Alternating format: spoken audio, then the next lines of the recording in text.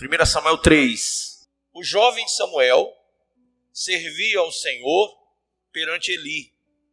Naqueles dias, a palavra do Senhor era muito rara. As visões não eram frequentes.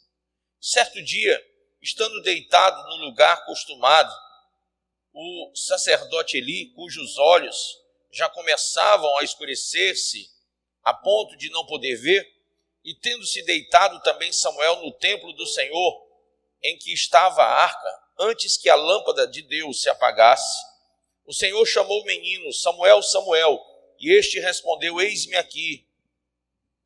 Correu a Eli e disse: eis-me aqui, pois tu me chamaste.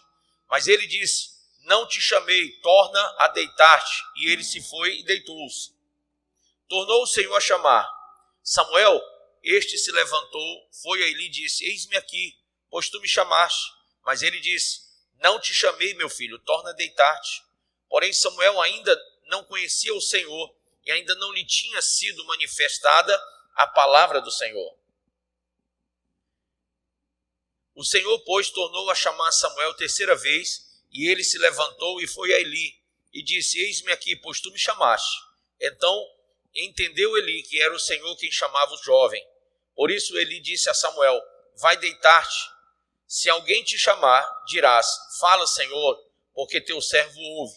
E foi Samuel para o seu lugar e se deitou. Então veio o Senhor e ali esteve, e chamou como das outras vezes: Samuel, Samuel.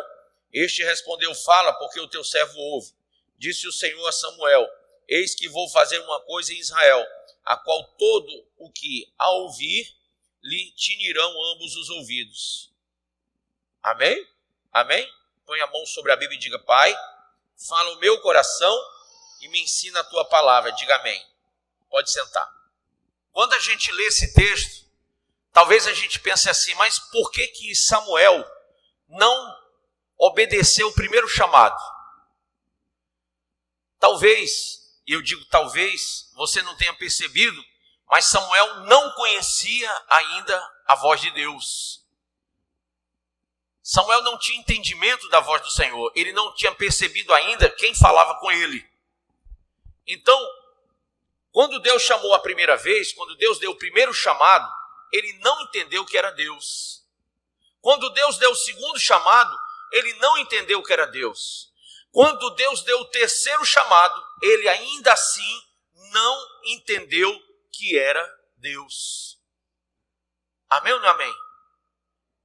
Ele não entendeu que era Deus. De forma que muitas pessoas ouvem a voz de Deus, mas não conseguem entender.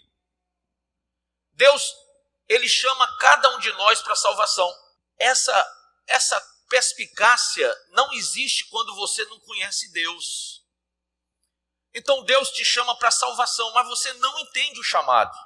Bispo, mas eu venho à igreja, eu ouço a palavra, mas por que a salvação não é chegada a você?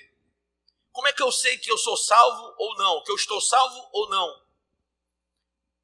Quando a minha percepção espiritual está aguçada para a vontade de Deus, quando o meu prazer está na lei do Senhor, quando eu tenho uma alegria em dizer vamos à casa de Deus, as minhas perspectivas humanas não são maiores do que aquelas que são divinas, espirituais.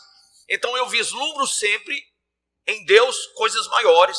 Eu tenho uma visibilidade muito maior quando eu percebo Deus. Interessante, muitos anos atrás, eu era garoto de 19, 20 anos, e eu fui a São Paulo. Alguém aqui já foi a São Paulo? Você já foi? Lá, ali naquela região do centro da cidade de São Paulo, tem muitos prédios altos, muitos prédios mesmo antigos. E tem uns novos também que eles fizeram, que são assim tremendos, altíssimos mesmo. Prédios de mais de 100 andares, alguns. E eu me lembro que eu vinha passando pelas ruas ali do centro de São Paulo, estava caminhando e vendo aqueles prédios bonitos, alguns bem antigos, outros muito novos, muito modernos. E vendo aquela arquitetura daqueles prédios, eu, como qualquer um aqui, se olhar para cima, fica tonto. Não é verdade? Quando você olha lá para o cume do prédio, você fica tonto. A impressão que eu tive é que aquele prédio ia vir para cima de mim, que ele balançava na minha visão. Olhando de baixo para cima, era uma estrutura enorme que podia desabar em cima de mim. Eu tive a curiosidade de entrar e de subir e perceber a altura daquele prédio. Gente, pelo amor de Deus, é muito alto. Quando você chega lá em cima, que você olha assim, você vê umas formiguinhas passeando. Era tanta formiguinha de um lado para o outro, assim, ó. E eu disse, meu Deus, aquilo é carro. Não era nem gente. Era carro, gente. Bem miudinho lá embaixo. E Deus naquela hora falou comigo e disse, filho, quando você estava lá embaixo, tudo parecia ser grande demais. Quando você veio aqui para cima, você percebeu como as coisas são pequenas. E assim é o homem natural, quando ele tem uma visão natural, tudo, o problema é grande, as dificuldades são grandes, sabe? O tempo passa devagar, você tem uma percepção de que tudo está desabando na sua cabeça. Mas quando você tem uma visão de Deus, quando você tem uma visão divina, e para você ter, diga para o seu irmão, para você ter, você tem que ir para o lugar que Deus te chamou. Você tem que estar no lugar que Deus quer te colocar. E Deus quer te colocar num lugar que está acima do teu, numa visão que está acima da tua. Isaías 55 diz, os meus caminhos são maiores que os vossos e os meus pensamentos são maiores que os vossos. Então, Deus quer colocar você acima de tudo isso. E quando você vai na dimensão de Deus, você é colocado em um lugar, de uma maneira, de uma forma, que você começa a ver as coisas pequenas. O que para o mundo, para alguém, é motivo de cometer o suicídio, de se desesperar, de um casamento se desfazer, o teu casamento não se desfaz, você não pensa em suicídio, você não entra em desespero, porque apesar de você estar debaixo do mesmo sol, apesar de você viver as mesmas dificuldades que todo mundo está vivendo, mas você está num lugar diferente. Você está debaixo das asas do Altíssimo. Você está à sombra do Onipotente. E a Bíblia diz que quem está debaixo das asas do Altíssimo, Salmo 91, a sombra do Onipotente descansará. É por isso que você pode descansar mesmo quando a tempestade está assolando você. O que Jesus fazia dentro do barco, pessoal? Quem lembra? A tempestade batendo no barco, o barco em tempo de naufragar, e Jesus estava fazendo o quê? Descansando. Os discípulos tinham uma visão humana e disseram, mestre, acorda, o senhor não se preocupa, nós vamos morrer aqui. O barco está sendo sacudido pelas ondas do mar, a tempestade está forte. E olha só o que o Senhor diz, homens de pequena fé. Homens de pequena fé. Porque naquele momento, quando Jesus mandou que o mar se acalmasse, que o vento parasse, que a chuva cessasse, aqueles homens de pequena fé foram colocados na dimensão de Deus. Eles perceberam que Deus é Senhor do tempo, da natureza. Deus é Senhor de todas as coisas. E quando você está ligado a Deus, quando você está ligado com Deus, você está acima de todas as coisas. Quem crê assim, diga amém. Querido, veja aqui no texto como está falando, olha só. No versículo de número 7, diz assim, porém Samuel ainda não conhecia o Senhor. Essa é a grande dificuldade das pessoas, não conhecerem o seu Salvador. Bispo, então como é que eu vou ser salvo se eu não consigo, como Samuel não conseguia, eu não consigo entender o meu chamado? Então eu consigo entrar pela porta da igreja, eu consigo entrar pela porta da religião, mas eu não consigo entrar pela porta do reino. Porque a porta da igreja é uma porta relativamente larga. Sim ou não, pessoal? Olha para ela, não é larga? Você teve um problema para entrar aqui? Imaginem vocês que aquela porta foi fácil de entrar. A porta da igreja, da religião é fácil? É. Alguém disse para você não ser religioso? Alguém chegou para você e disse assim, olha, não seja crente não, viu? Nós não te queremos aqui. Alguém disse isso para você? Alguém disse, ó, não venha para essa igreja que eu não quero você aqui. Alguém disse? Não. Ao contrário, quando você vem, você é muito bem recebido, é ou não é? As pessoas gostam de te ver, dão a paz do Senhor, seja bem-vindo, sente aí, e como é que você está? A religião te recebe muito bem. Tem muitas pessoas que entram pela porta da igreja e que se assentam entrando pela porta da religião e se sentem bem. Até porque a igreja é um lugar para você se sentir bem. A religião, ela traz esse efeito gostoso de você ir para um lugar diferente da sua casa e se sentir bem, o mais à vontade possível. Amém ou não? Muito bem, até aí está tudo jóia. Mas, irmãos, tem uma porta, essa porta, para entrar nela, tem, pelo menos eu queria citar hoje só 3 coisas, mas na verdade tem muito mais coisas para você entrar pela porta do reino de Deus. Jesus disse, eu sou a porta. Você, para entrar por essa porta, você tem que fazer 3 coisas. Diga assim, primeira coisa, ouvir. É a primeira coisa. A fé vem pelo ouvir. Ouvir a palavra de quem? De Deus. Então eu escrevi aqui o seguinte, diga comigo, a salvação não é uma coisa difícil de alcançar.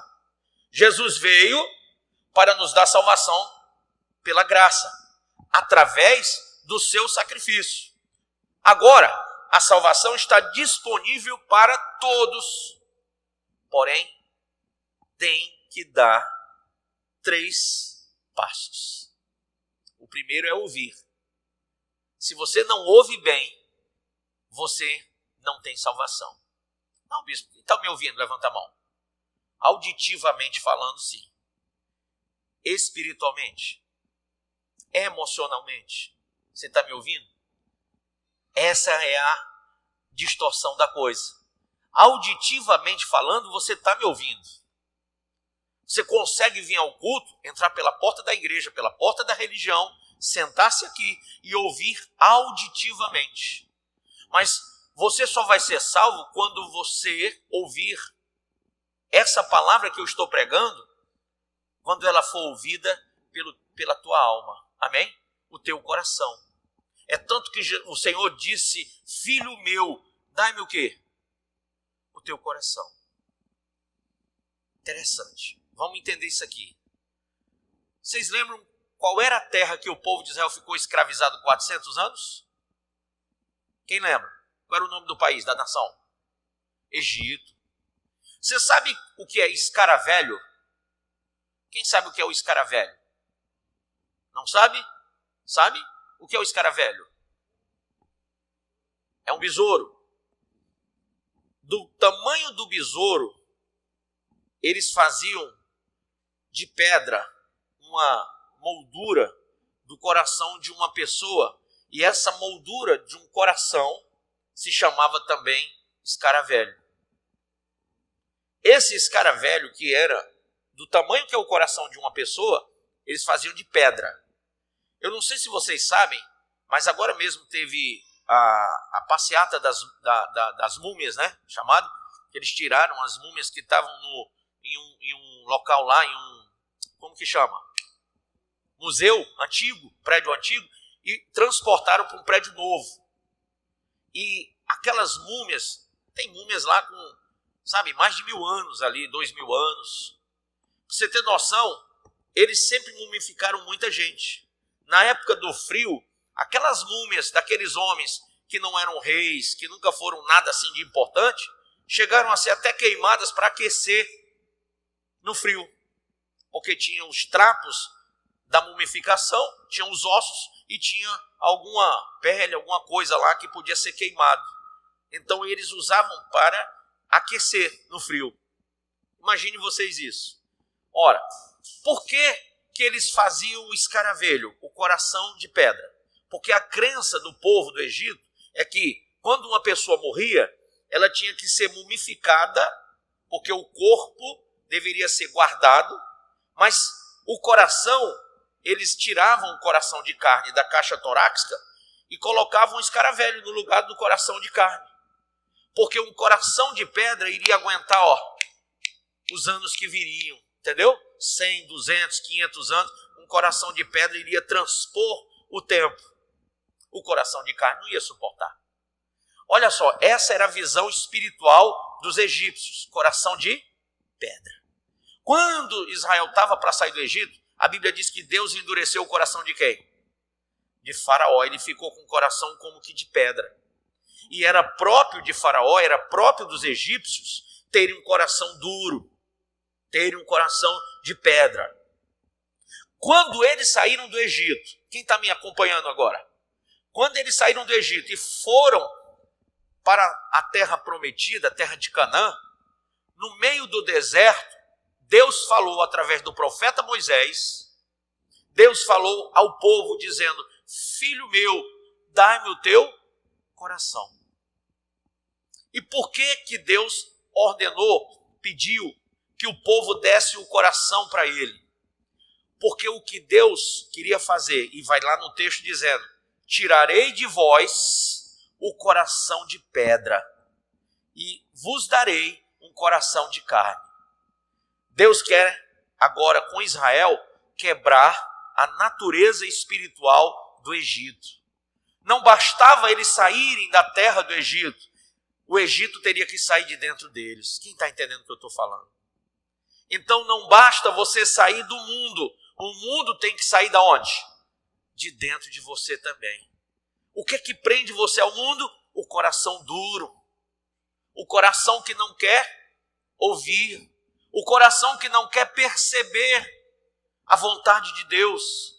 João capítulo 1 diz que nós não somos filhos nascidos da carne, do sangue ou da vontade dos homens, mas nascidos da vontade de Deus. Só um coração de carne, só um coração que foi trocado novamente. O Senhor, Ele quer trocar, Ele quer tirar da sua caixa torácica espiritual o coração duro, que não quer se converter, que não quer se dobrar, que não quer se humilhar, que não quer se guardar do mundo, que não quer deixar o pecado, que não quer deixar as más amizades, que não quer vencer as mágoas, os ódios, os rancores.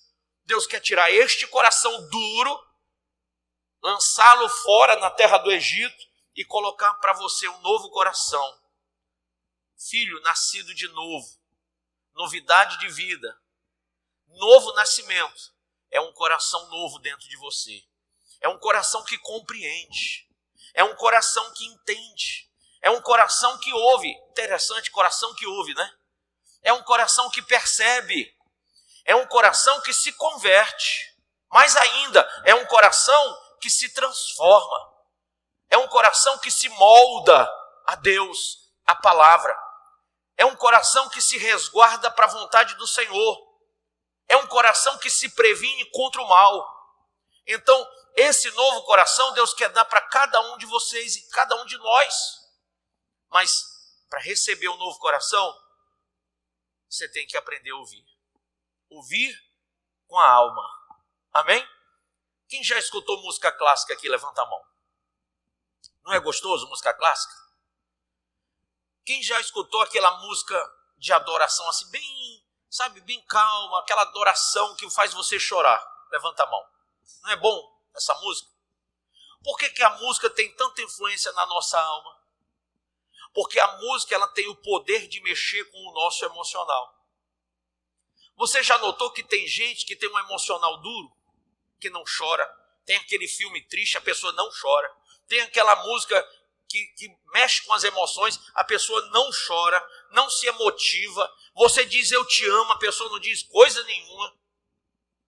Tem gente ou não tem gente fria, que não se abre, que não se dobra, que não se pronuncia, que não se declara. Essa pessoa, ela vem à igreja, mas ela não recebe o novo coração. Porque tem que ouvir com a alma.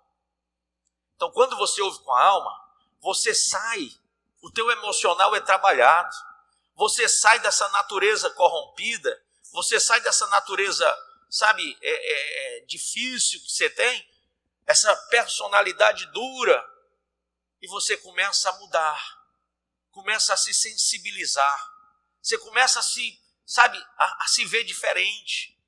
Então, de repente, você não era aquela pessoa fácil de chorar, fácil de se abrir, mas de repente você está chorando, você está mudando coisas que o teu paradigma antigo dizia, não, você nunca vai ser desse jeito, você nasceu assim, vai morrer daquele jeito ali. De repente você se vê diferente. E quando você se vê diferente, cumpre-se a palavra em você. Agora, disse Paulo, já não sou eu que vivo, mas é Cristo que vive em mim. Amém? Você começa a viver coisas novas. Coração novo, vida nova. Amém? Coração novo, nova vida. Vamos nós ouvir. Diga comigo. Levanta a mão direita e diga, para ser salvo, é preciso que eu entenda o que é a salvação. Todos nós pecamos e isso nos separa de Deus. Nossos pecados merecem ser castigados, mas Deus nos ama e quer nos salvar. Amém? De todo o castigo. Por isso mesmo, ele enviou o seu Filho Jesus para levar o castigo em nosso lugar. Na cruz. Gente, Deus ama a todos os pecadores e abomina o pecado. É ou não é verdade? Levanta a mão, quem concorda comigo? Sim ou não? Deus não ama o pecador? E Deus não abomina o pecado? Não é verdade? Não, não é verdade. Existe esse texto na Bíblia? Qual é o texto? Vocês conhecem? Segundo quem? Me dá o texto. Não tem.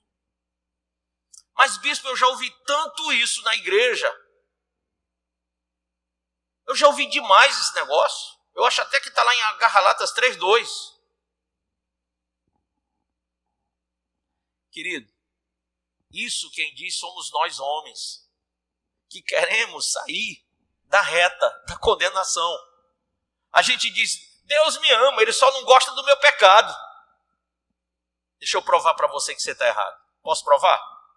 Posso? Quem vai para o inferno, é o pecado ou o pecador? É o pecador. Quem é julgado, é o pecado ou o pecador? O pecador. Então a quem Deus abomina? É o pecador.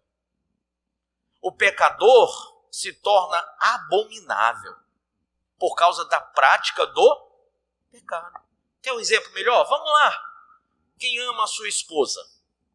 Quem é casado ama a sua esposa? Sim. A sua noiva, a sua namorada, quem ama? Sim. Se disser que não ama perto dela, a pancada vem, né? Presta atenção que ela está te olhando agora. Quem ama seu pai e sua mãe? Pronto. Todo mundo, né? Presta atenção numa coisa. Você ama a sua esposa? Até que ponto? Ela te traiu. Você pegou ela te traindo. Você a ama? Sim. Mas aquela traição fez o que com você agora? Fez você odiá-la. Sim ou não? É ou não é verdade? Ah, mas eu amo. Mas aquela prática fez você odiar quem você ama. E quando essa mesma pessoa diz para você assim, tá certo, eu te traí e não me arrependo. Não piora não? Piora ou não piora? Você vai amar assim? Você vai odiar, sim ou não? Você vai abominar, porque ela errou e ainda diz que não está arrependida. Não é triste uma coisa dessa? Quem concorda comigo? Tanto amor que você tem por ela, ela te trai e ainda diz que não se arrependeu? Bispo, por que o senhor está me dizendo isso? Porque você, que está aqui na igreja sentado, é essa mulher traidora, que Deus ama, que pratica o adultério espiritual, e pratica coisas inconvenientes. A prática do pecado ela é bem grande. E você, em vez de se arrepender e de mudar o seu conceito de vida com Deus, todos os dias, através das suas palavras, dos seus atos, você diz para ele que não está arrependido. Então você se torna abominável, porque você, tão amado que é, você continua fazendo o que é mal.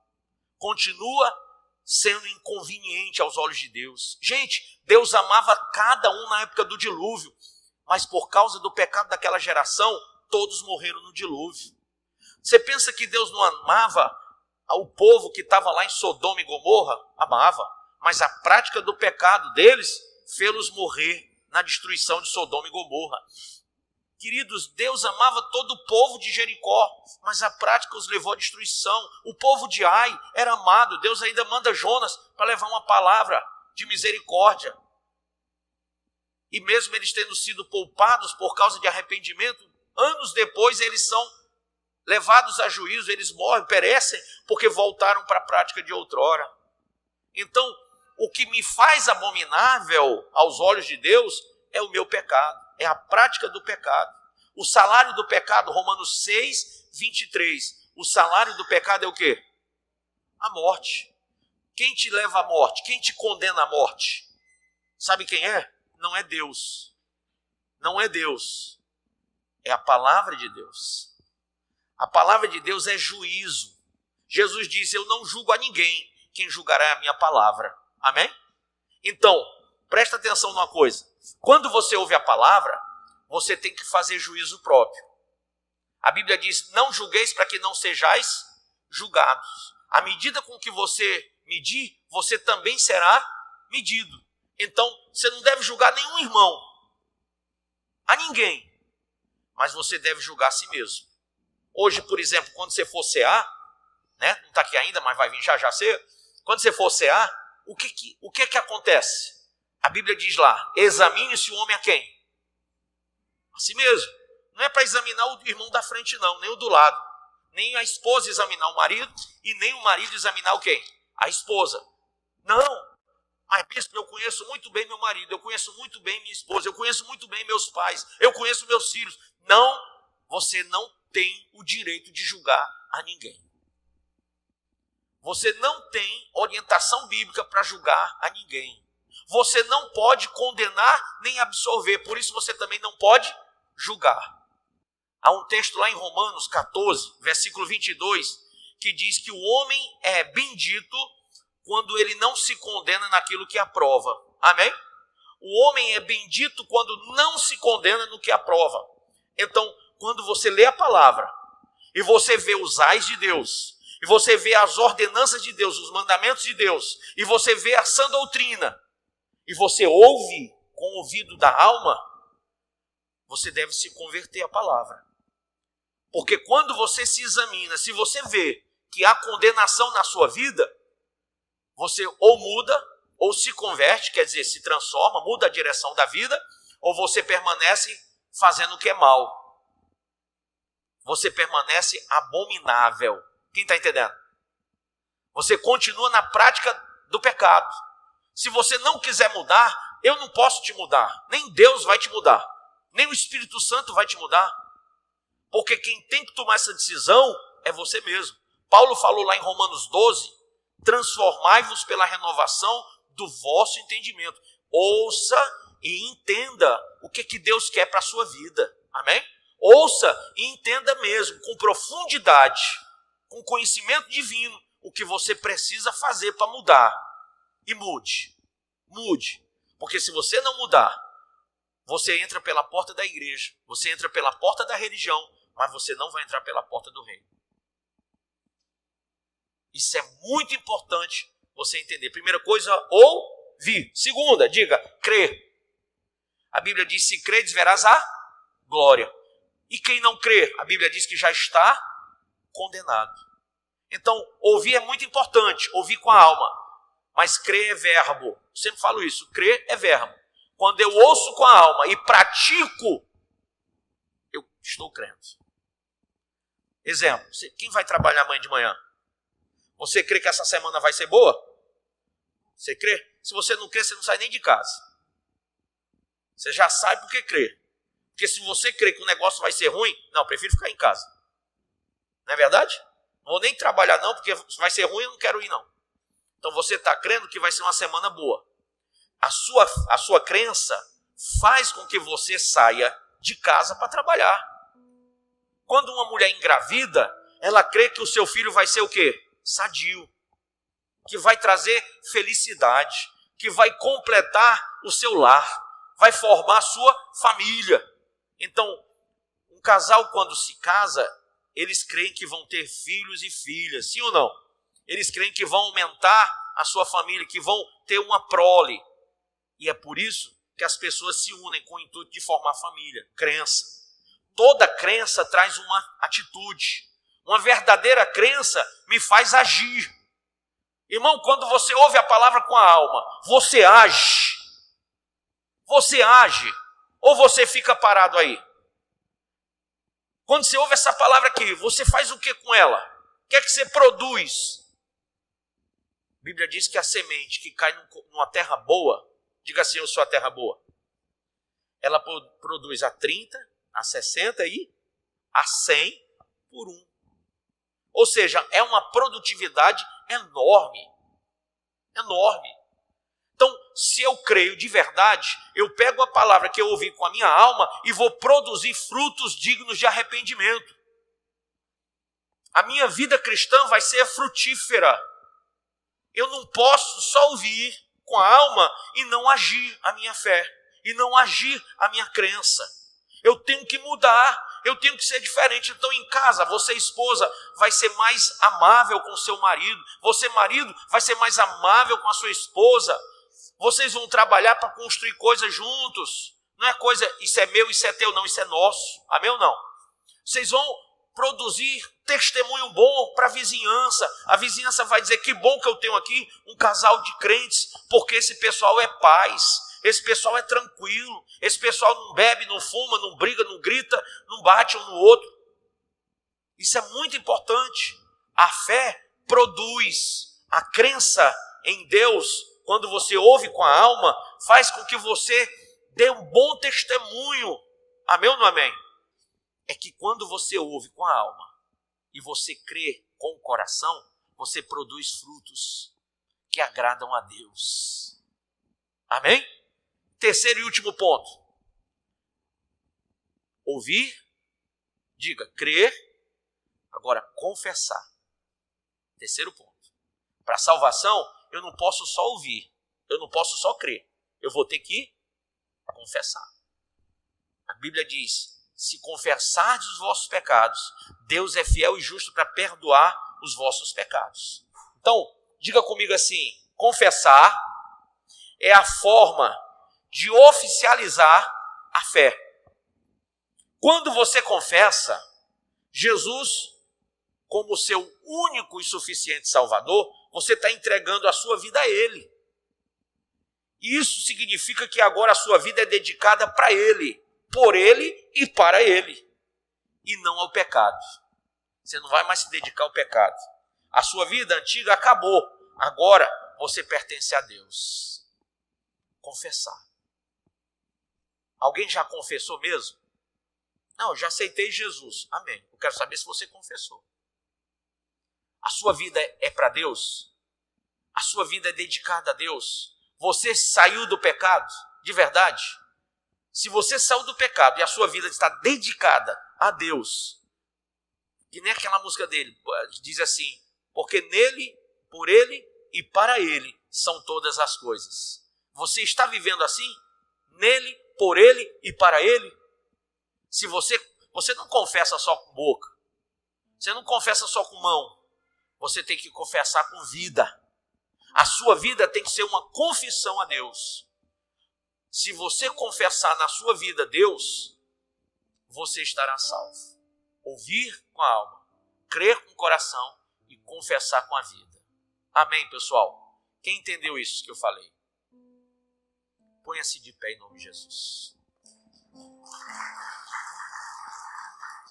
Glória a Deus. Põe a mãozinha no coração, por favor. Pai, obrigado, Senhor. Porque tudo o que o Senhor fez na cruz, agora, reflete em salvação, reflete em cura, em milagre, em tudo que o Senhor nos tem concedido. Nós sabemos, Pai, que para nós que estamos em Cristo, o viver é Cristo e o morrer é lucro. Nós sabemos, ó Deus, que não estaremos dormindo quando morrermos, porque quando um cristão morre, ele vai para o paraíso de Deus. Eu creio, Pai, que assim que fechamos os olhos para essa vida, já vemos o Senhor. E é divino ver isso. Saber que a morte deixou, ela perdeu a cada um de nós. O Senhor disse que aqueles que são teus não verão a morte. Ao contrário, quem crê em mim, disse o Senhor, ainda que morra, viverá. Por isso, Pai, eu te sou imensamente grato, porque tudo isso é o reflexo da cruz, do sacrifício do Senhor lá no Calvário. E você que crê, diga amém, Jesus, e aplauda o Senhor. Amém? Você acabou de ouvir essa poderosa ministração da Palavra de Deus. Eu creio que sua vida foi abençoada. Eu quero que você ore comigo, profetizando sobre a sua vida a salvação que vem de Cristo Jesus. Ore conosco. Deus Pai, em nome de Jesus, nós te agradecemos por esta palavra e que o Senhor possa abençoar a vida de cada um que nos viu, que nos ouviu nesse dia. Deus Pai, em nome de Jesus, que esta pessoa esteja agora entregando a sua vida, recebendo a salvação que vem do Senhor. Pois assim, Pai, nós profetizamos salvação, cura, libertação, em nome do Pai, do Filho e do Espírito Santo de Deus. Amém.